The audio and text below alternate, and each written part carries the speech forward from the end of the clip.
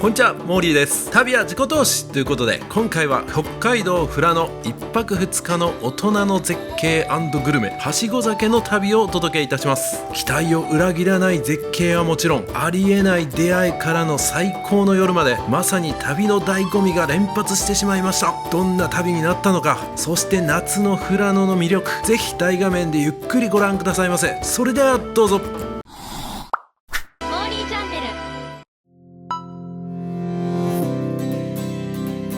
それではね、Go アプリを使ってタクシーを呼びまして、レンタカー借りに行きたいと思います。ありがとうございます。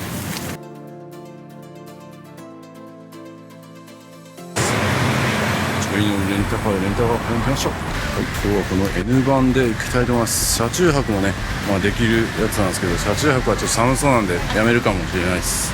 はい、本当はね、昨日の札幌の旅で最後寝る前のデザートみたいなのでね、食べようかなと思って買ってたんですよ、セイコーマートで。この北海道メロソフト。ただちょっと寝てしまったんですよ、あまりも眠たくて。なので今日富良野旅行の出発にいきなりこれを食べたいと思います。やっぱ北海道といえばこれでしょ。今日も富良野でね、多分ソフトクリーム食べると思うんですけど、その比較の意味にもなりますしね、どれぐらいこのセイコーマートのソフトクリームがクオリティ高いかっていうのを逆にこう確かめる機会にもなるんだということで、北海道ソフトクリームいただきます。柔らかい。これ硬そうに見えるじゃないですか、一瞬。めちゃくちゃ柔らかい。マジでふわふわ。紛れもなくソフトクリームや。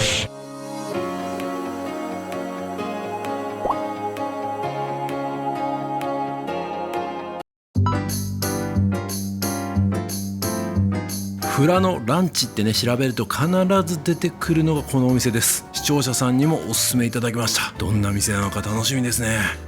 自家製ソーセージ付きカレーとか、オムソーセージカレーとか、牛タンカレー気になるなーって。なんか歌うとなんかずっとおかわりしてくれるらしいんですよね。一番人気はどれかっていうのを聞いて、この一番人気がオムプラスソーセージカレーっていうのにしたんで、これのご飯大盛りでやりました。なんでご飯大盛りにしたかというと、ご飯が残ってる間にルーがおかわりできるっていうのを体験したかったんで。です。ありがとう。ご飯残ってますとソースの代わり何度でもできますので、お店なんですけれども、1階のカウンターまでお皿お持ちいただいて、合言葉ルールルルーとお願いいたします。はい、わかりました。ありがとうございます。いただきます。うまそう。うわ、贅沢に取りました。卵がふわふわ。あ、結構辛口ですね。ルーの辛さと卵の甘さ、柔らかさがちょうどいいですね。オムレツの中にちょっとチーズが入ってるな。ソーセージと食べるとまたうまい。ルーちょっとね、おかわりしたいんで。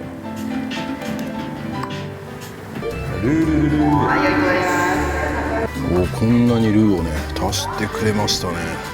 これは嬉しい。これ何回でもいけますからね。ごちそうさまでした。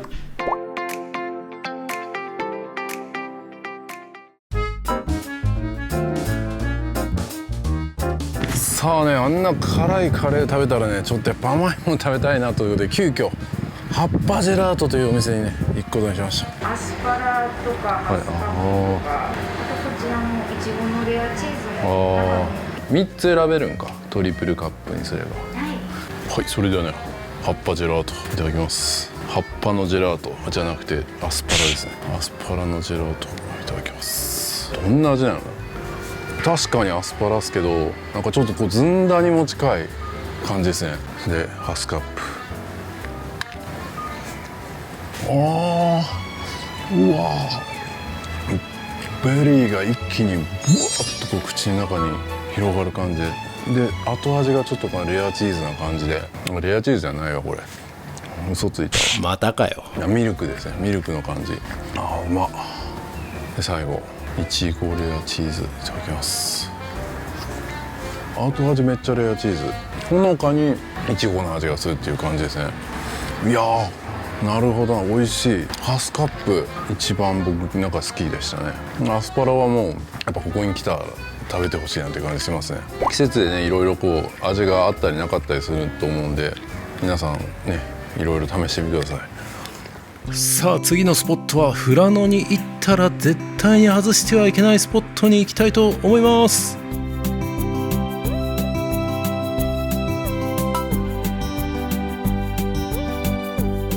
さあ富良野といえばねラベンダー畑ということでファーム富田にやってまいりました。いや本当はね6月1日からということで、今日5月31日なので空いてないはずなんですけど空いてるっぽいですね。現在地ラベンダーはこの辺か、先祝いの畑とかね、秋の彩りの畑、春の彩り、トラディショナルラベンダー畑6月下旬からですね。やっぱちょっと早いですね。ちょうど今の季節は見えるものがほとんどないんですよ。こんなんやったかな。一度来たことがあるんですけどあんまり記憶にないですね。これはこれで貴重な姿ですね。オリエンタルポピー。うわー、向こうの景色とね合わせると素晴らしい景色が広がってます。あー、ラベンダーちょっと咲いてるやん。これラベンダーじゃない、これは違うんか、シソでした。美しいじゃないですか。これ今見頃なんじゃないかな。アイスランドポピー。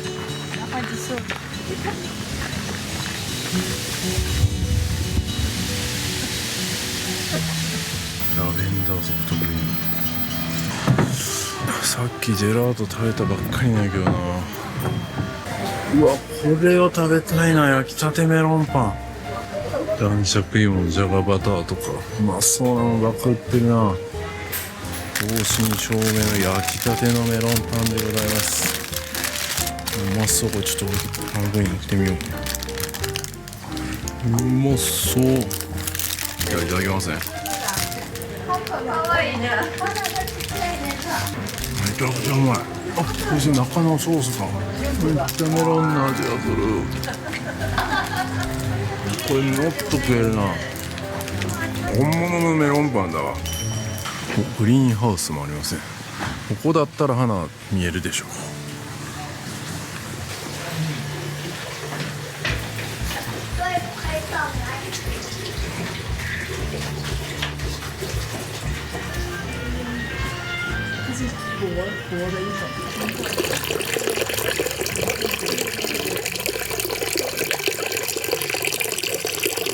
ラベンダーカルピスとかラベンダーティーとか売ってるな。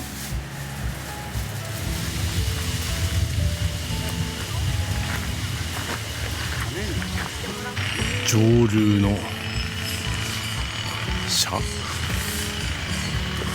ラベンダーオイルもできるまで。水蒸気でラベンダーの成分をこう取り出すんですね。でこう冷やされて最終的にオイルとして取り出す風なんですね。これか、こんな風に入れるんですね、ラベンダーを。できるのはこんだけ。えぐいな。そりゃラベンダーオイル高いわって話ですね。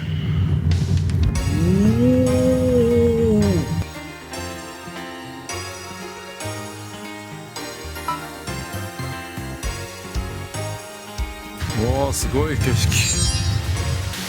ここは滝踏地の滝踏地なんかなんかやってるのか。滝踏地の八景ですね。上富良野か全然違う。上富良野の八景ということで、うわ素晴らしい絶景が。上富良野八景ジェットコースターの道ということで、激しいアップダウンが続く約 2.5 キロもの直線道路はまさにジェットコースター。頂上に位置するこの場所は十勝岳連峰を見渡せる絶景スポット。道路の両脇には広大な田園風景が広がります。本当にずっとこう直線が続くんですね。ずーっと先の方まで。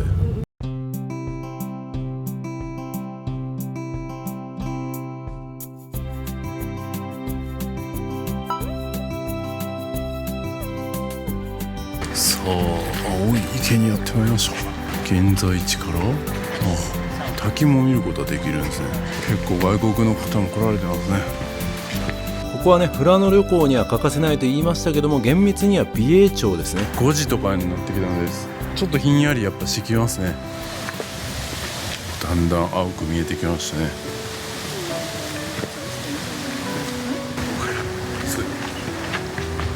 青いっすね。この池が青いのか、空が青くて青く見えてるのか錯覚しますけど、確かに青い。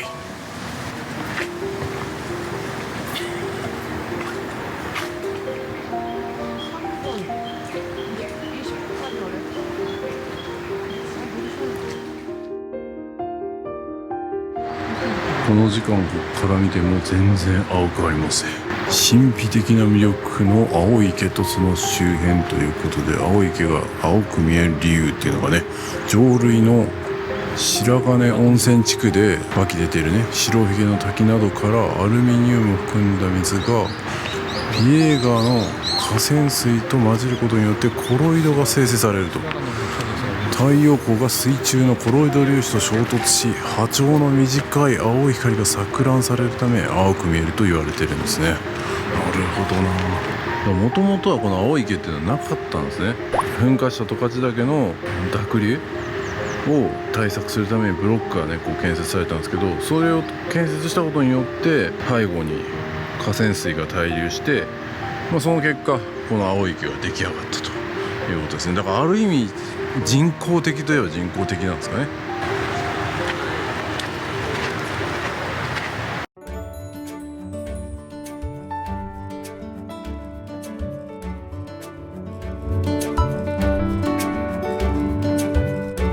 白金の滝にやってまいりました。適当に命名すな。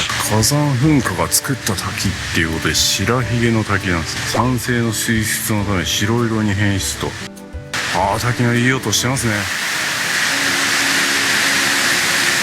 見応えあるじゃないですかこれ。青い池より結構見応えあるかも。なぜね白ひげの滝というかというと、この滝がね白いひげのように見えることからこういう名前になったそうですね。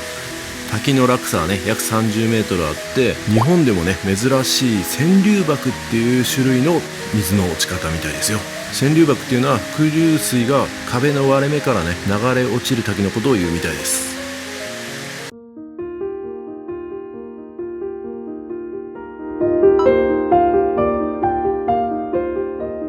このねクリスマスツリーの木は北海道美瑛町にあるんですけど、この広大な土地にねポツンと1本だけ立つところが特徴で、今はね雪景色じゃないですけど、雪景色の中にこう木が1本立ってることからクリスマスツリーに似てるということで、そういう名前になったそうですね。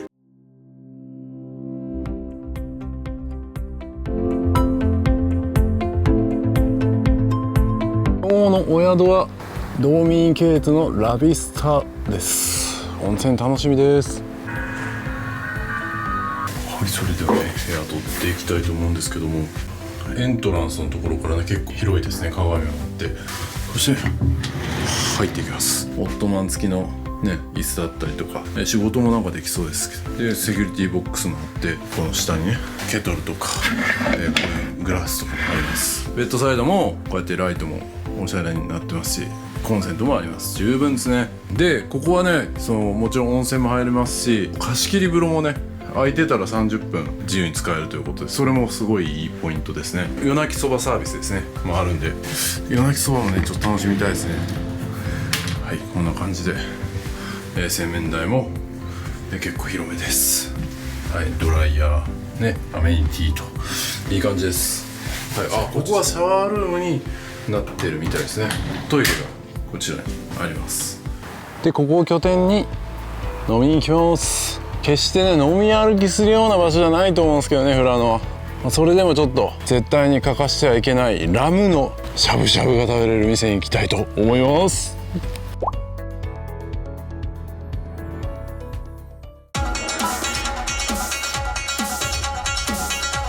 やってまいりました。ここです。しゃぶしゃぶ亭千成っていうところですね。ラム肉しゃぶしゃぶが食べれるってね噂できたんですけど、牛肉しゃぶしゃぶセットよりもラム肉しゃぶしゃぶセットの方が安いんですね。2人前頼みました。こんな感じです。バンバン入れていきます。なんとねこれが1人前ということで2人前頼んだらこんなにきました。贅沢すぎるやろ。どんだけお得なんや。いただきます。う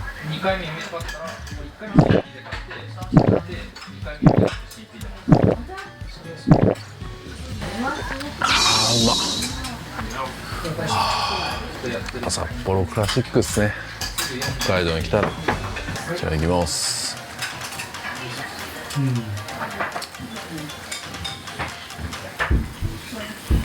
い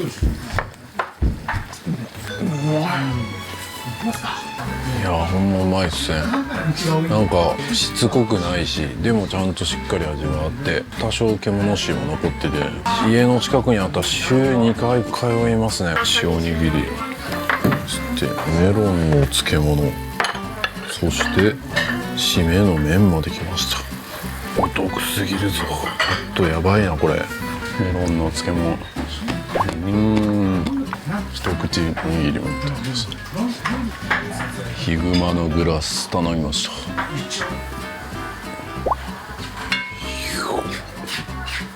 ラーメン食べに行く費用も節約です。あっさりや。美味しかったですね。本当は何軒か回ろうかなと思ったんですけど、この1軒だけでもめちゃくちゃお腹いっぱいです。追加もね頼んじゃったんでね、あんまりねやっぱもう9時超えると空いてる店もそんなに多くないんですよ。でバーとか行ってもいいんですけど、もうね部屋でちょっとこう飲んだりして楽しもうかな。十分ですよ先ほどの店で。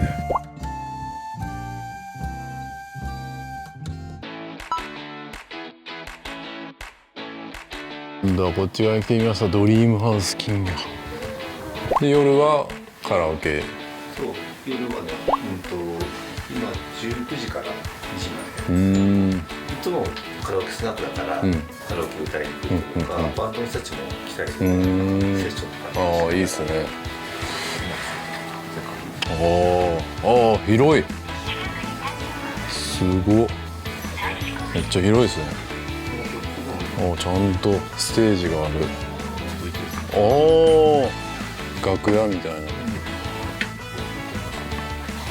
まさにドリームハウス。おお、いい感じに。おお、すげえ。おお。みんながちょっと遊べる空間をね、作って、でこういう照明とかも当たったって楽しいしね。富良野にこんなとこがあるとは。富良野ワインボール。じゃあいただきます。あ、飲みやすいですね。スター枠はいただけるんだけど、一般枠は自分で買わなきゃいけない。おお、すごい。桜の形になってる。で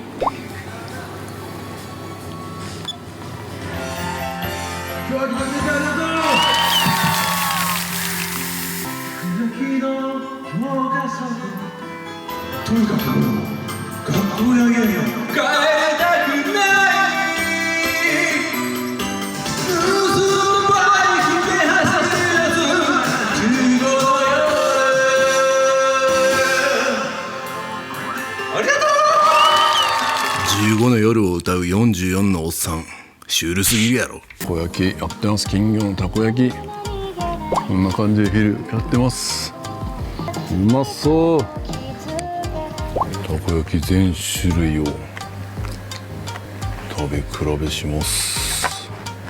うわあ、これはうまそうですね。なんやかんやで僕も関西人ですからね。たこ焼きのジャッジは厳しいですけどね。本当美味しいですかね。じゃあいただきます。あっさりいただきます。あ、うまっ。めちゃくちゃうまい。関西人も納得な味ですね。めっちゃふわふわ。今度は甘いやつですね。あっさりから甘いです。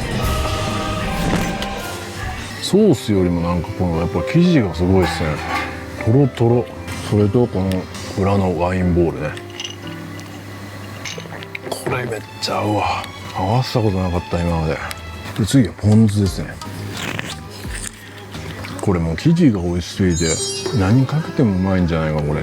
何かにつけても美味しいし、塩かけても美味しいんじゃないかなこれ。これは食べてみてほしいな。フラのハイボールいただきます。すごいすっきりする。たこ焼きにめっちゃ合うな。これは面白いですね。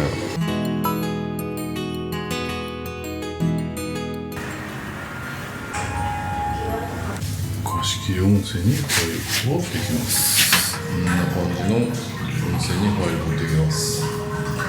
嬉しい。気持ちいい。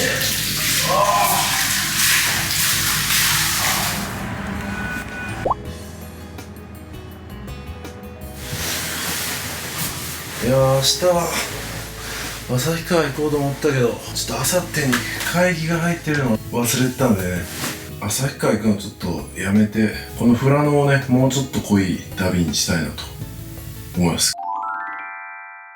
旅落ち子投資、読むだけで人生が豊かになる大人のための旅エッセイが出ました。もともとね、旅なんてもう意味がないと思ってたね僕が、旅を通じて価値観が変わってこう人生が変わっていく、そんなエッセイとガイドになっております。実際の予定やね、プランニングなんかも載せておりますので、実用度もバッチリです。大人のあなたにこそおすすめの本になっております。ぜひどうぞ。旅で人生が動き出す。はい、おはようございます。いやー、昨日ね、寝る前にもう連泊してこの富良野をね深掘りしていくみたいな話したんですけど、なんと空いてませんでした、ホテルが。で他のところも探そうかなと思ったんですけど、もうそれだったらもう旭川の方まで行こうかなと思います。ただ旭川をもともとねがっつり撮って別の動画にしようと思ってたんですけど、もう今回のこの富良野の旅に、プラスアルファみたいなぐらいにとどめてやりたいなと思います。今日は控えめの旅で行きたいと思います。それでは行ってきます。まずは朝食代わりに富良野チーズ工房に行きます。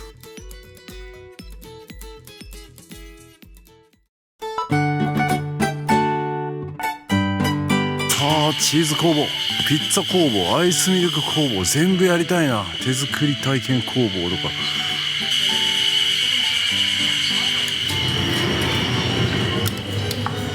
工場見学ができる。ピザうまそう。どれこんな感じでね体験できるみたいですね。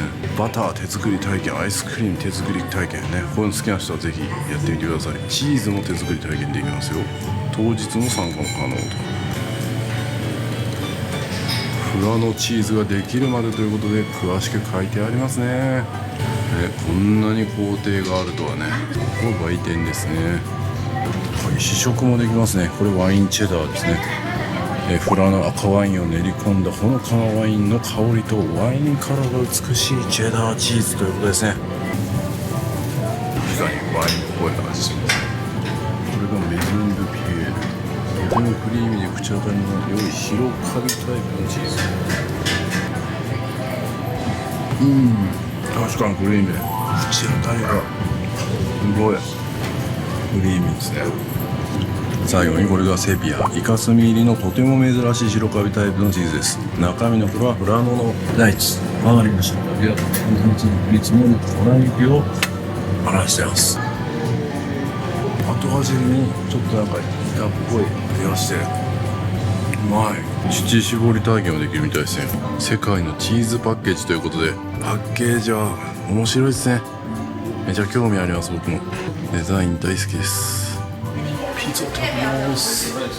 ピザうまそう。これはやばいな。マルゲリータいただきます。チーズの主張がすごい。うまい。生地もホクホクで。じゃあ次は玉ねぎ。北海道玉ねぎうまいですからね。玉ねぎすごい。いや最高っすね、この環境で食べれるの。美味しいピザを食べたらやっぱりソフトクリーム食べたくなりますよね。チーズソフトクリームを食べます。うまそう。セイコーマートとかもこんな巻き方ですね。いきます。めっちゃ濃厚かと思ったら上品なチーズソフトって感じで美味しい。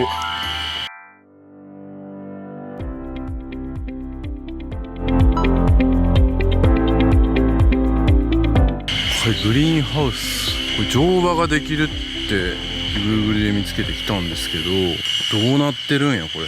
誰もいないですよ。馬もいないし、富良野マウンテンビュー牧場っていうところですね。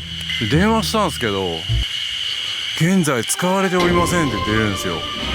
でなんかもうここら辺にある建物が全部ね、廃墟みたいになってるんですよ。俺は待ってるぜっていうね、サラブレッドのね子供がいるみたいな感じで見たんですけど、乗りたかったな。1周500円乗れるからめっちゃいいなと思ったんですけど、完全にもう廃墟みたいになってますね。いやーもうね、もう馬に乗る腰になってたのにしょうがないですね。次のスポット向かいます。残念でした。今日臨時休業かもしれないです。もう一つ乗馬ができそうなところを見つけました。行ってみます。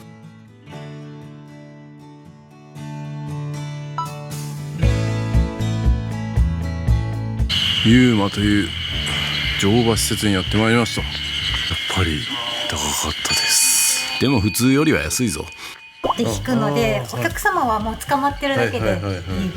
でショートとロングとありまして、ショートがパドックの中2周した後、パドックの外側を1周してお一人様1000円。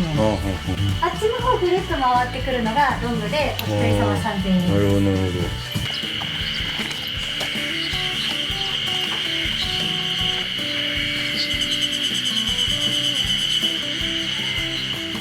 いやー、馬に乗るってね、すごく癒されますね。なんか結構スポーツみたいな感じで捉えてたんですけど、なんか乗れば乗るほど癒されてる自分がいます。大事な時間ですね。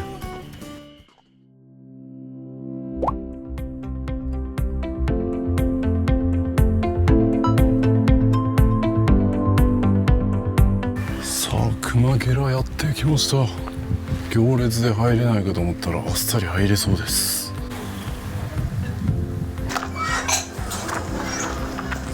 ローストビーフ丼、ホエーカレーもある。これはうまそう。いただきます。これはそう、とろける。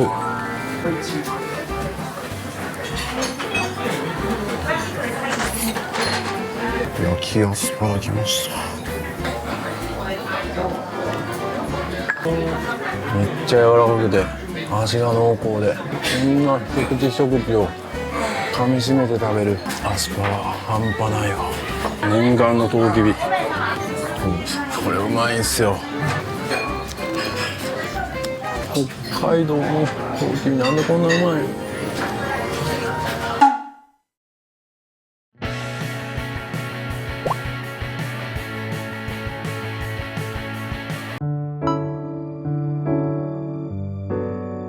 6でやってまいりました。富良野郊外に広がるね、2万坪以上のブドウ畑に囲まれたねところにあるカンパーナ六花亭なんですけども、北海道にある六花亭店舗の中でもかなり独創的で気のぬくもりが感じられるね店内から大雪山連峰をね一望することもできると。もう知らない人いないんじゃないですか。六花亭、なんという知名度。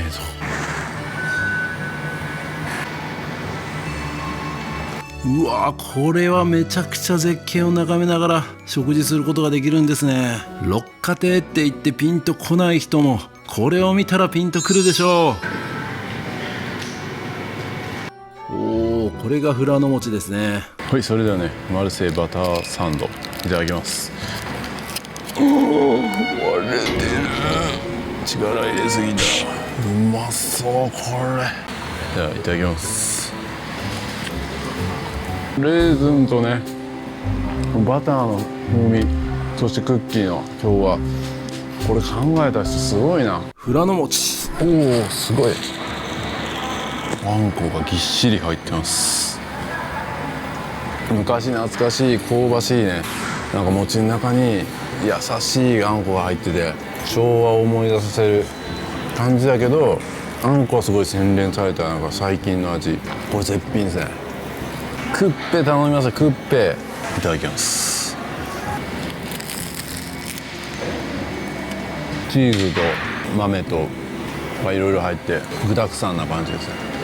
これはスイーツっていうよりはもうこれはちょっとご飯代わりに食べますね。コーヒーね、安かったんですけど飲み放題。嬉しいですね。そして天気が良ければこの景色。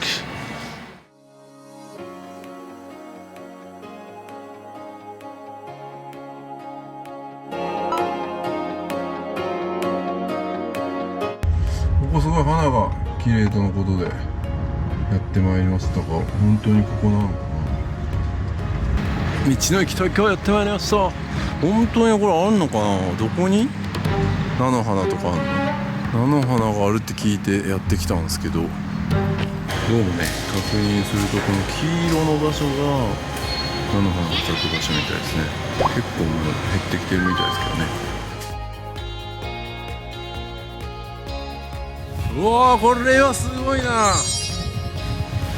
ちょっとこう緑が増えてきてるんであんまり見えないですよとか言われましたけど、全然すごい。これでもちょっと天気がね曇り気味になってますけど、綺麗さは十分伝わります。いやー広大だな。海外っぽい雰囲気もある。ちょっと最高の時期を逃したみたいで残念だったけど、そのスケールの凄まじさは分かりましたね。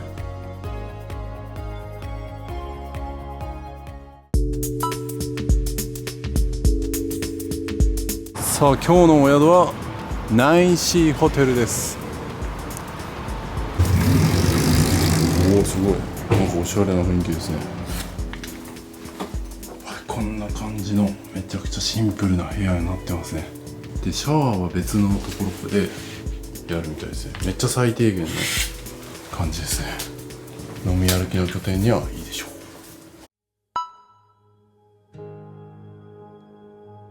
さあ JR のところに戻ってきました。レンタカーも返してね、で空港まで帰ります。飛行機へご案内いたしま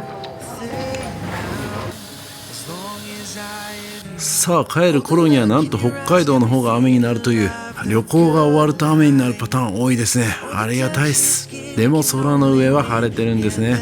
希望があります。いやー、そしてこの帰りに見える夕日、これも最高です。いかがでしたでしょうか。まさに一生に一度は体験するかどうかの奇跡の旅ではなかったですか。本当にね、旅はいろいろな楽しみ方がありますよね。富良野はやっぱり最高でした。勉強になることもたくさんありましたし、また必ず行きたいと思います。はい、ついにですね、モーリーチャンネルの新しいコミュニティができました。ディスコードというアプリを使うことになるので、こちらの QR コードからぜひどうぞ完全無料で参加できて、メンバーの方しか見れない内緒話コーナーもあります。ぜひどうぞインスタグラムや X、スレッズもフォローお願いします。皆さん旅行行くのにキルリュック使ってますか。これ今僕着てるんですけど、見てください。これパッと見そんななんか物入ってるように見えないですけど、実はめっちゃ物入ってます。財布はここに入ってますし、名刺、パスポート、イヤホンも必要ですね。急にスイッチやりたくなったらニンテンドースイッチあります。対戦したいなって言ったらもう1本入ってます。それ入れても薄いんです。そして鍵ね、車の鍵つけたりとか財布だったりとかも入れることができます。財布何個入れんねんって話ですけどね。そして外側にももちろんポケットも2つついておりまして、除菌シートだったりとかも入れれますし、なんと後ろにですねペットボトルもですねこう入れることができるんですよ。これだけでもめっちゃ入れやんって思うけど、なんとこの後ろにですねパソコンまでこれだけ物が入ったらもう旅行先でご飯食べに出かけよう、でもスイッチやりたいかもしれんし、仕事ももしかしたら入るかもしれん、喉も渇くかもしれんみたいな、そんな心配性なあなたでも全部入れていきます。リュックとか背負ったらやっぱスリにあったり怖いじゃないですか。キルリュック旅行する人には絶対必須です。旅は自己投資。キルリュックベストの新作キルリュック2も出ました。ここにはポケット追加されまして、さらにサイドファスナーだったりとか隠しポケットも追加になってめちゃくちゃパワーアップしてます。肩幅も細くなって女性の方でも着やすくなってます。ブラックとネイビーどちらが好きな方をどうぞ。旅は自己投資。はい、皆様大変お待たせいたしました。リクエストの多かった夏用のキルリュックが誕生しました。その名もキルリュックエアーということでね、めちゃめちゃ軽くて薄いのに収納力抜群です。なんと透明の入れ物もつきまして、ホテルのカードだったりとか航空券だったりとか見せたいもの、どこに置いたかわからなくなるものをここに入れておくことができます。しかもですねキルルックベスト2重ね着できたりとか、その上にさらにキルルック LS を重ね着することで収納力が2倍3倍に増えていきます。全部揃えてどうぞ。まさに旅は地下投資。最新の動画は長編になりますが、ぜひメインチャンネルもよろしくお願いします。